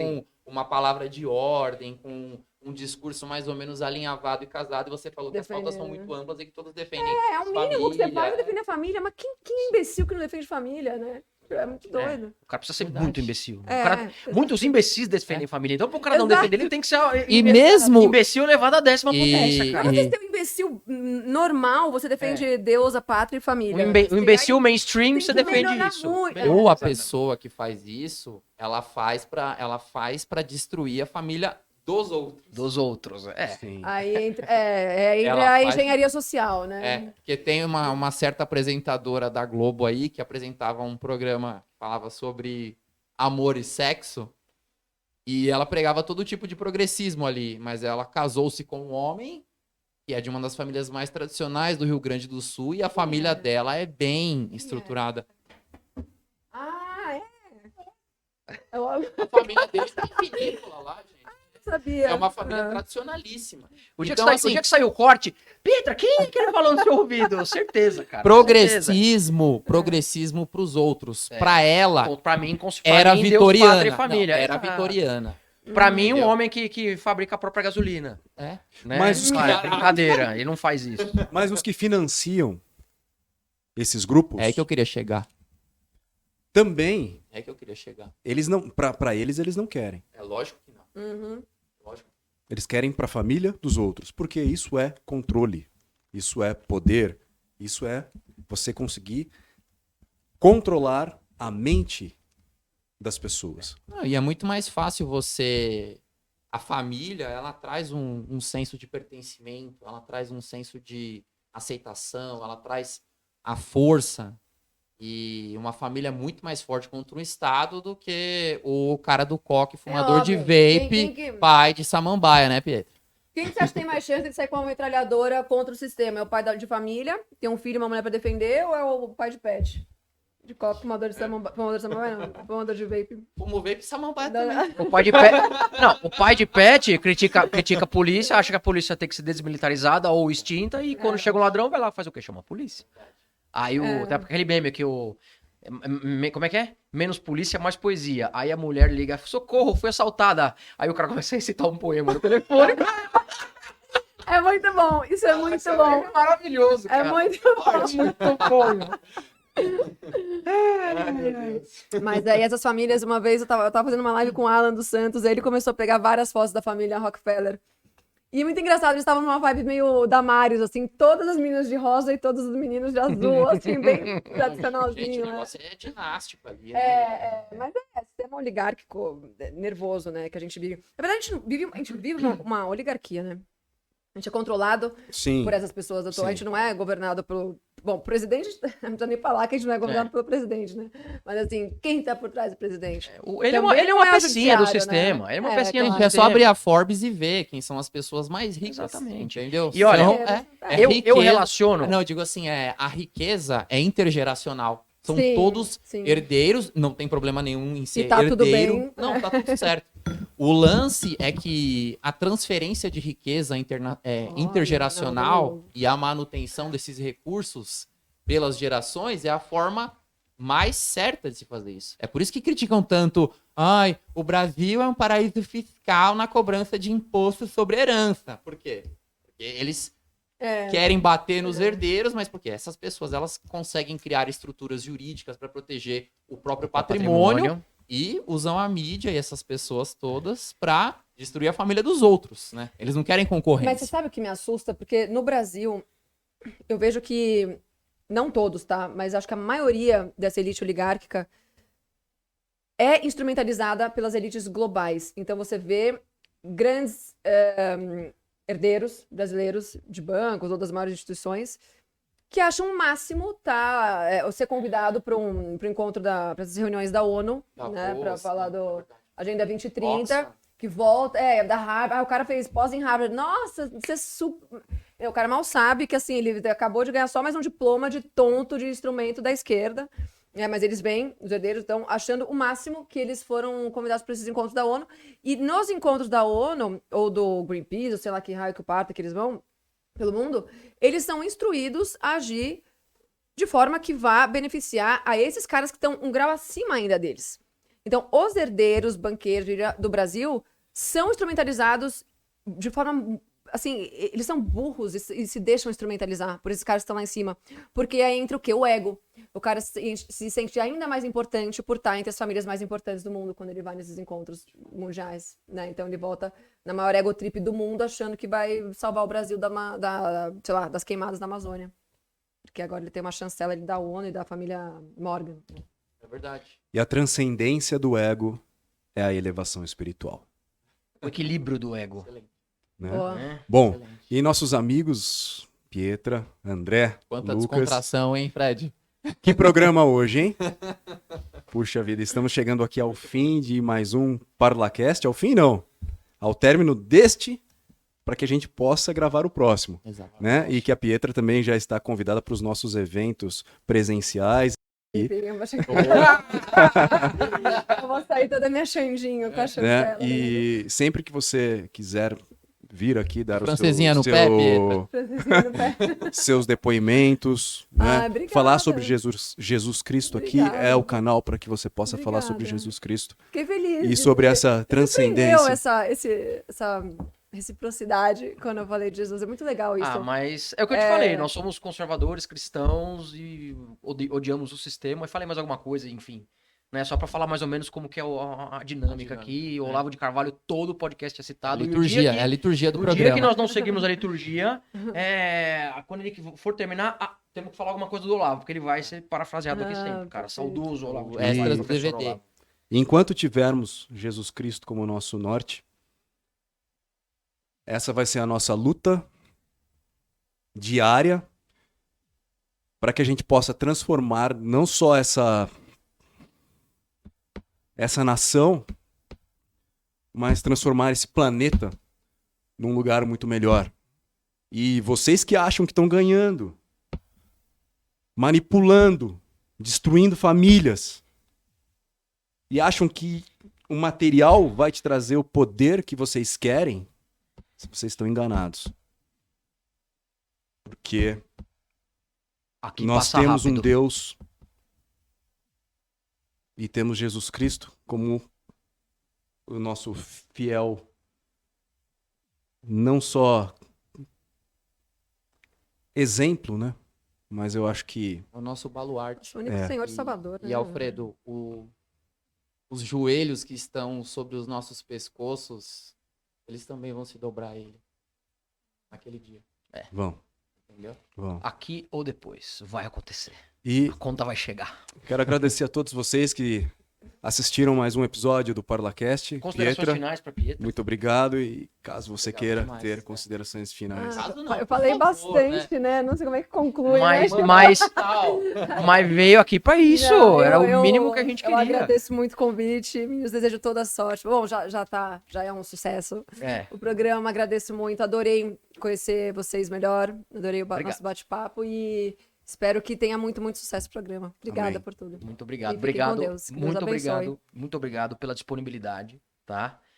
Eu sei que tua agenda é muito cheia, então, assim, é um privilégio pra gente te receber aqui, você tá aqui. Muito obrigado. Está sempre convidada. Assim que o negócio começar a crescer, a gente vai fazer algumas dobradinhas. Evento Então, presencial. já até penso numa dobradinha Mariana Pietra Bertolazzi. por Ah, que não? demais. Eu nunca fiz programa É. com a Mari. Então, Boa, a Mari, gente tá olha aí. pensando em fazer um Hélio Beltrão e Luiz Felipe de Orleans e Bragança. Demais. O Hélio já topou, inclusive, que eu conversei com ele outro dia. Só falta o Jeff bater um papo com o Luiz Felipe e dar a novidade pra nós, Em né? breve. Mas é isso. Boa noite a todos, muito obrigado. Eu que pela tua agradeço presença mais uma aqui. vez.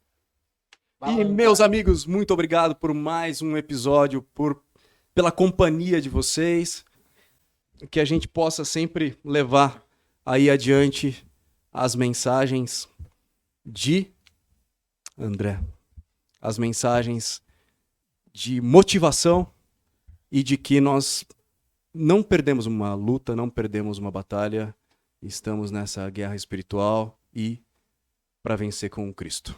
Obrigado a todos vocês. Até o próximo ParlaCast. Obrigado.